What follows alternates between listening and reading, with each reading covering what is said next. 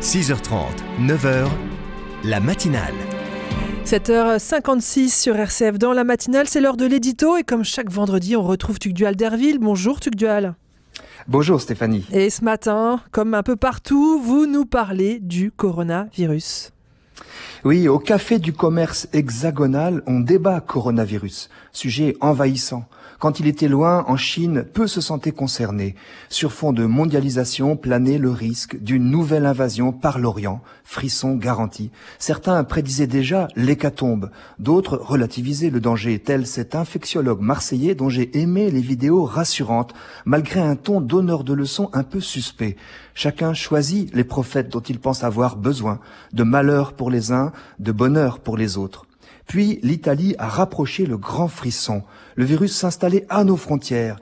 On ne savait pas bien pourquoi, le patient zéro étant introuvable. On se consolait en pointant l'inorganisation italienne et l'indiscipline de son système hospitalier. On se désolait toutefois des morts transalpins déjà nombreux. Et paf, voilà le virus chez nous, ici et là encore, avec pour nous aussi des maladresses, des imprudences, des mères malades, un préfet en quarantaine, un député hospitalisé et déjà des polémiques. Certains estiment que la France en fait trop contre ce virus tapageur, qui a pour le moment fait moins de 10 morts alors que la grippe, avec 8000 décès, en cause en silence 800 fois plus par an. D'autres déplorent incohérences et incuries, pénurie de masques, de gel hydroalcoolique, de tests, ou cherchent des boucs émissaires sur fond de crise de l'hôpital dont ils doutent qu'ils puissent absorber un afflux de patients. Paradoxalement, après avoir tenté de bloquer le virus, certains se relâchent comme si on lui abandonnait le terrain. Les mises en quatorzaine se raréfient. On ne testerait plus que les malades graves. Le coronavirus se banalise. Se jouant des sensibilités politiques, philosophiques ou religieuses, il provoque des réactions contrastées au sein d'un même groupe d'amis, d'une même communauté. En témoignent les messages très contradictoires qu'adressent certains évêques à leurs fidèles.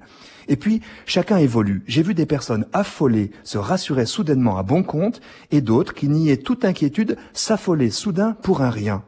Pour ma part, je n'arrive pas à me faire une religion.